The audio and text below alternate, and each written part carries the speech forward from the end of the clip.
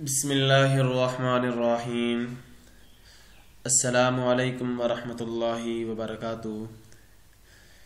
کیا حال ہے ڈیئر اسٹوڈنٹ؟ امید کرتا ہوں کہ آپ خیر و عافیت سے ہوں گے، آپ کی صحت طبیعت ٹھیک ہوگی۔ آپ لوگ بھی اپنا ضرور خیال رکھیے گا، موسم بہت ٹھنڈا ہو چکا ہے، اپنا خیال رکھیے گا۔ آج ہم سبق پڑھیں گے عقلی استدلال سے آگے۔ یہ آپ کے سامنے واضح ہو رہا ہے، سکرین پر آپ کے پاس آ رہا ہوگا۔ اس سے پیچھے جو ہم پڑھ چکے ہیں، اسلامی عقیدہ آخرت اور اس کے اثرات، اسلامی عقیدہ آخرت اور عقل کا فیصلہ۔ اب اس عقل کے فیصلے سے آگے ذرا ہم نکلتے ہیں۔ عقل تو ہماری فیصلہ نہیں کر سکی، تو ہم اس سے ذرا آگے چلتے ہیں۔ آگے ہم دیکھتے ہیں کہ ہمارے پاس کچھ دلائل ایسے ہیں کہ مرنے کے بعد دوبارہ زندہ ہونا ہے یا نہیں، یا صرف اسی دنیا اسی جہاں کے اندر رہنا ہے۔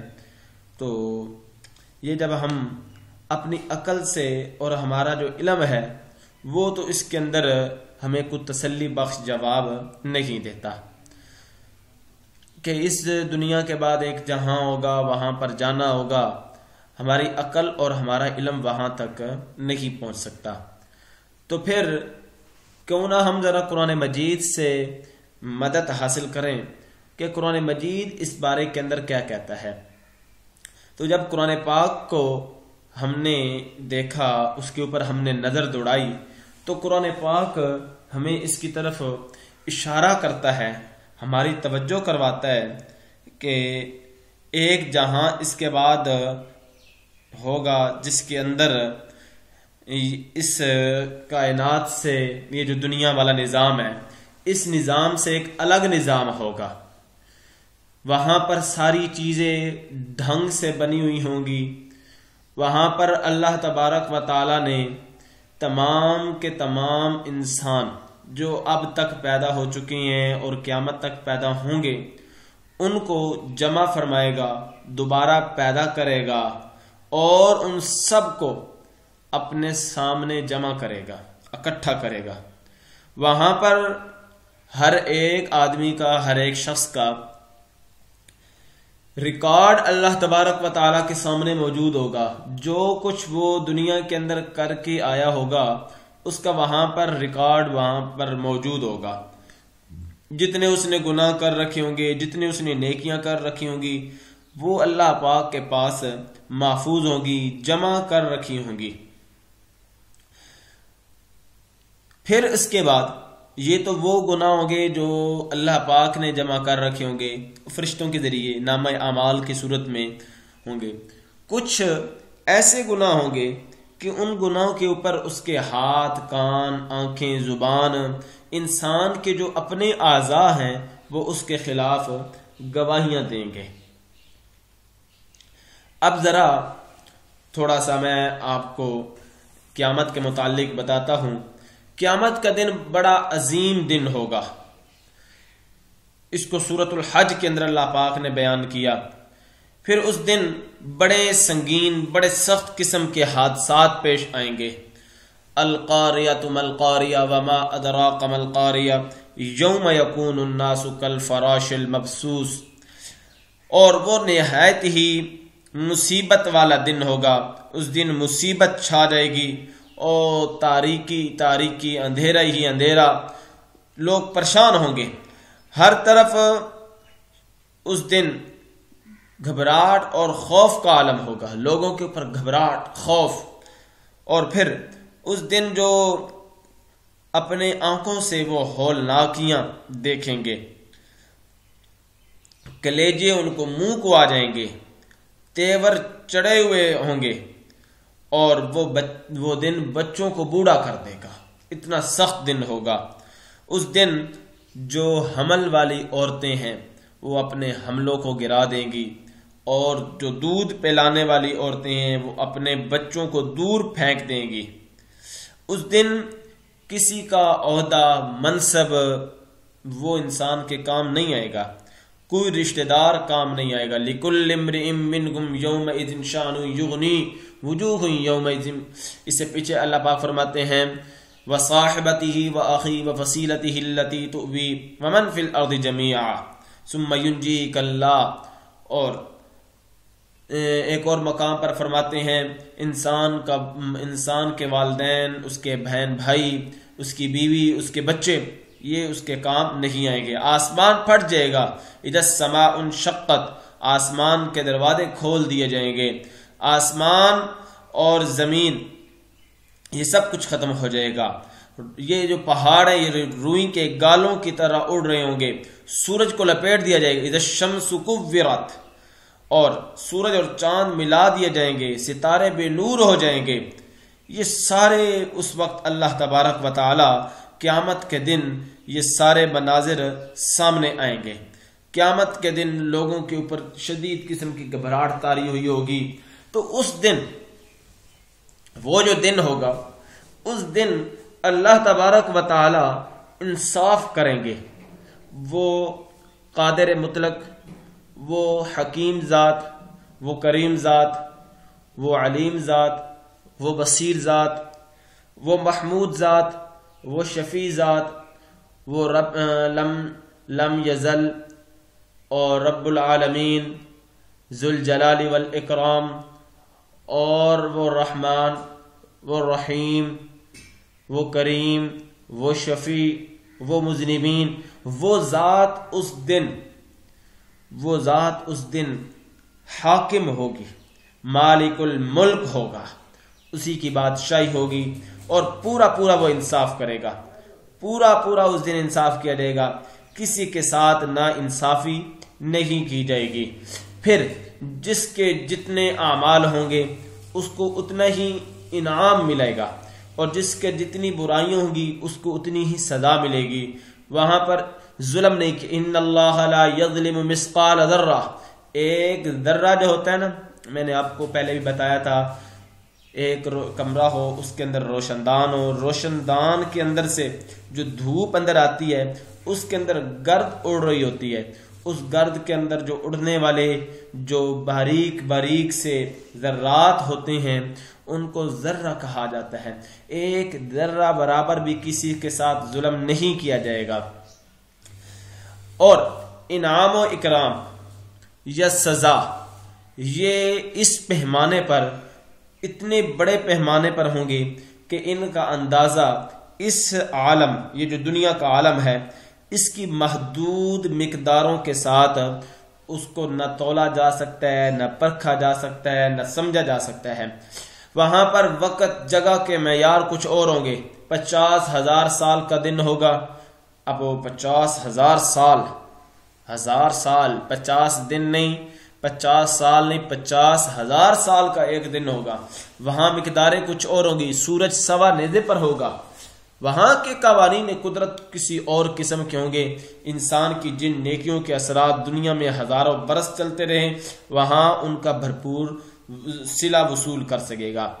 تو بتانے کا مقصد یہ ہے کہ ایک دن اللہ تبارک و تعالی نے بنا رکھا ہے جس کے اوپر قرآن ہماری توجہ دلاتا ہے، جس کی طرف قرآن پاک ہماری توجہ کرواتا ہے کہ ایک دن ایسا آئے گا کہ اس دن یہ سارے کام ہوں گے کہ تمہارے جتنے اعمال، نیک اعمال، برے اعمال، ان کا بدلہ دیا جائے گا۔ یہ بات تو ہماری ہوگی مکمل۔ اس کے بعد ہماری دوسری بات ہے کہ سائنسی ایجادات اور انکشافات بھی نظریہ آخرت کی تائید کرتے ہیں۔ یہ سوال کب پیدا ہوتا ہے؟ یہ سوال تب پیدا ہوتا ہے کہ ہماری عقل کہتی ہے کہ یہ کس طرح ہو سکتا ہے کہ ہم جو کام پیچھے کر چکے ہوں وہی ان کا ریکارڈ موجود ہو، وہی جناب جو ہم نے کام کر رکھے ہوں ان کا ہمیں حساب و کتاب دینا پڑے، یہ کیسے ہو سکتا ہے؟ تو فرمایا ہو سکتا ہے۔ اس کے اوپر ہماری جو سائنسی ایجادات ہیں، اس کے اوپر جو ہونے والے انکشافات ہیں، وہ اس نظریہ آخرت کی تائید کرتے ہیں۔ کیسے تائید کرتے ہیں؟ دیکھیے کتاب کے اوپر آپ کے پاس سامنے آ رہا ہوگا، دیکھیے گا۔ سائنسدانوں کا نقطہ نظر ہے کہ ایک دن سورج ٹھنڈا اور بے نور ہو جائے گا، ٹھیک ہے، سیارے ایک دوسرے سے ٹکرائیں گے، یہ دنیا تباہ ہو جائے گی. اور جیسے کہ پہلے سمجھا جاتا تھا کہ جو آواز ہمارے منہ سے نکلتی ہے وہ ہوا میں تھوڑی سی لہر پیدا کر کے فنا ہو جاتی ہے. میں جو الفاظ بول رہا ہوں یہ الفاظ ہوا کے اندر لہرا جاتے ہیں. میں نے الفاظ بولے ادھر ختم، جس کے کانوں تک الفاظ پہنچ گئے ٹھیک، اور جس کے کانوں تک نہیں پہنچے اب وہ میرے الفاظ کیا ہو گئے ہیں، ختم ہو چکے ہیں، ہوا کے اندر ایک لہر بن گئی ہے. لیکن اب سائنسی ایجادات نے ان الفاظ کو کیا کر لیا ہے، ان کو ریکارڈ کر لیا ہے. ان سائنسی ایجادات نے ان الفاظ کو اپنے پاس نوٹ کر لیا ہے، محفوظ کر لیا ہے، جس کو دوبارہ پیدا کیا جا سکتا ہے. Tape, C D, computer, memory card وغیرہ اسی اصول پر بنے ہیں کہ جو چیز بندہ استعمال کرتا ہے، الفاظ استعمال کرتا ہے، تو وہ دوبارہ ان کو واپس دکھائے جا سکتے ہیں. جب چاہے دیکھ سکتے ہیں. کوئی چیز ہم نے دیکھنی ہے، ہمارے پاس یہ کیمرے موجود ہیں. 1 سال پہلے آپ کے پاس جو کیمرے ہیں، آپ کے پاس جو موبائل ہے ان کے اندر کبھی کبھی وہ آپشن دیتا ہے کہ میموریز، کہ آپ کی پرانی میموری ان کو دیکھیں. اس کے اندر پھر سال کی، 2 سال کی، 3 سال کی پرانی آپ کی تصویریں ہوتی ہیں، آپ کی ویڈیو ہوتی ہیں. تو جب یہ کیمرہ، یہ ہمارے انسانوں کا بنایا ہوا، یہ اس کو محفوظ کر سکتا ہے، اسی طرح رب العالمین بھی ہمارے جو اعمال ہیں ان کو محفوظ کر سکتے ہیں، اور اس کے اندر وہ قدرت رکھتے ہیں، اور وہ اس کو دوبارہ دکھا سکتے ہیں، ہمارے سامنے لا سکتے ہیں، اور ہمارے یہ اعمال، ہمارے یہ جو کام ہیں، جو کچھ ہم کر رہے ہیں، یہ ہمارے سامنے لائے جائیں گے. اس کے بعد قرآنی استدلال پر آتے ہیں.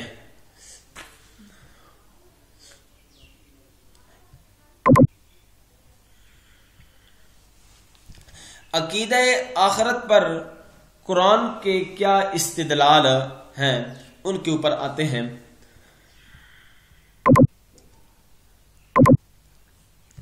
چلیں یہاں سے دیکھ لیں، وہ نہیں سامنے آ رہا. قرآن پاک، اس کے اوپر آپ کتاب کھولی، کتاب کے اوپر یہ چیز واضح ہو رہی ہوگی. قرآن استدلال، قرآن پاک نے دلائل کے ذریعے مختصر طور پر کچھ اس کے اوپر روشنی ڈالی ہے. اسی اصول پر قرآن پاک نے کچھ استدلال کیے ہیں. کیسے؟ فرمایا اولم ينظروا فی ملکوت السماوات والارض، کیا انہوں نے آسمانوں اور زمین کے انتظام پر غور نہیں کیا؟ اولم ينظروا فی ملکوت السماوات، ان آسمان اور زمین کے اس نظام پر غور و فکر نہیں کیا، ان مشاہدات کو نہیں دیکھا، ان نشانیوں کو نہیں دیکھا، ان کو محسوس نہیں کیا، ان کے اوپر غور و فکر نہیں کیا. کیا اگر تم ان کے اوپر غور و فکر کرتے، ان مشاہدات کو دیکھتے، تو تم کو معلوم ہو جاتا کہ جو کچھ کہا گیا ہے وہ درست کہا گیا ہے، اور جو نشانیاں انہوں نے پیش کی ہیں وہ ساری کی ساری نشانیاں نمایاں اور اپنے نتیجے تک پہنچنے والی ہیں. ٹھیک ہے. اولم ينظروا فی ملکوت السماوات والارض، یہاں پر اللہ پاک نے 2 الفاظ استعمال کیے آخر کے اندر، السماوات والارض، آسمان اور زمین، ان کو اللہ پاک نے پیش کیا. کیوں؟ آسمان بھی بندے کے اوپر واضح ہے، ہر انسان کو نظر آتا ہے. جہاں پر بندہ ہو نا، وہ اوپر اپنا سر اٹھائے گا تو اس کو آسمان نظر آئے گا، اور جہاں کہیں بھی ہوگا اس کو زمین ملے گی. آسمان بھی واضح، زمین بھی واضح، اس لیے اللہ پاک نے اس کے لیے آسمان اور زمین کی مثال پیش کی. اس کے بعد آگے اللہ پاک فرماتے ہیں اَأَنْتُمْ أَشَدُّ خَلْقًا أَمِ السَّمَاءُ بَنَاهَا، کیا ہی خوبصورت بات کہی. اَأَنْتُمْ أَشَدُّ خَلْقًا أَمِ السَّمَاءُ بَنَاهَا، کیا تم لوگوں کی تخلیق کرنا، کیا تم لوگوں کو پیدا کرنا زیادہ سخت کام ہے یا آسمان کو بنانا جس کو اللہ پاک نے بنایا؟ جو اللہ آسمان جیسا مضبوط، آسمان جتنا مضبوط ہے اس کو پیدا کر سکتا ہے، تو وہ تم جیسی مخلوق کو بھی تو دوبارہ پیدا کر سکتا ہے. قرآن پاک کے ایک مقام کے اندر فرمایا گیا اے انسان ذرا اپنے اوپر نظر اڑا، اپنے اوپر نظر اٹھا کر دیکھ، آسمان ہے نا، ہاں یا اللہ آسمان ہے۔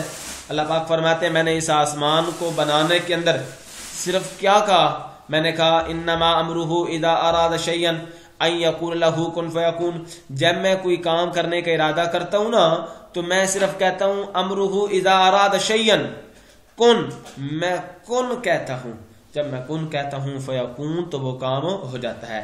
جب میں اتنا بڑا آسمان بغیر ستونوں کے بنا سکتا ہوں، اتنا بڑا آسمان میں اس کو بغیر کسی آسرے کے، بغیر دیواروں کے کھڑا کر سکتا ہوں، اے انسان تیری تو اوقات ہی کوئی نہیں ہے، تو محض 5-6 فٹ کا ہے، میں تجھ کو دوبارہ بھی پیدا کر سکتا ہوں، میرے لیے تجھے دوبارہ پیدا کرنا کوئی مشکل نہیں ہے۔ اس سے آگے وَمِنْ آيَاتِهِ أَنَّكَ تَرَى الْأَرْضَ خَاشِيَةً فَإِذَا أَنزَلْنَا عَلَيْهَا الْمَاءَ اهْتَزَّتْ وَرَبَتْ إِنَّ الَّذِي أَحْيَاهَا لَمُحْيِي الْمَوْتَى إِنَّهُ عَلَى كُلِّ شَيْءٍ قَدِيرٌ۔ فرمایا اس کی نشانیوں میں سے ایک یہ ہے کہ تو زمین کو دیکھتا ہے، سوئی پڑی ہے، سونی پڑی ہے مطلب سوئی پڑی ہے، بنجر ہوئی پڑی ہے، بالکل خاموش ہے، پھر جہاں ہم نے پانی برسایا، ما اہتزت وربت، ہم نے پانی برسایا تو وہ پھبک اٹھی، یعنی وہ خوش ہوگی، خوشنما ہوگی اور لہلہانے لگی۔ ان الذی احیا لمحیی الموتى، اسی طرح ہم مردہ زمین کو زندہ کرتے ہیں، جو زمین بنجر ہو چکی ہوتی ہے ہم اس کو کیا کرتے ہیں، زندہ کرتے ہیں۔ فرمایا ہم بنجر زمین کو زندہ کر سکتے ہیں تو انسان ہم تجھے بھی پیدا کر سکتے ہیں، کیوں؟ انہ علی کل شیء قدیر، ہم ہر چیز پر قدرت رکھنے والے ہیں۔ ان کنتم فی ریب من البعث فانا خلقناکم من تراب، اگر تم کو مرنے کے بعد دوبارہ جی اٹھنے میں شک ہے تو تم کو معلوم ہو ہم نے تم جیسی مٹی بے جان شے سے تم کو پیدا کیا۔ اے انسان اگر تمہیں دوبارہ پیدا ہونے کے بارے کے اندر شک ہو رہا ہے نا تو یاد رکھو ہم نے تو تجھے بے جان مٹی سے پیدا کیا ہے۔ یا اللہ کیا کہنا چاہتا ہے، کیا سمجھانا چاہتا ہے، کس بات کی طرف اشارہ کرنا چاہتا ہے؟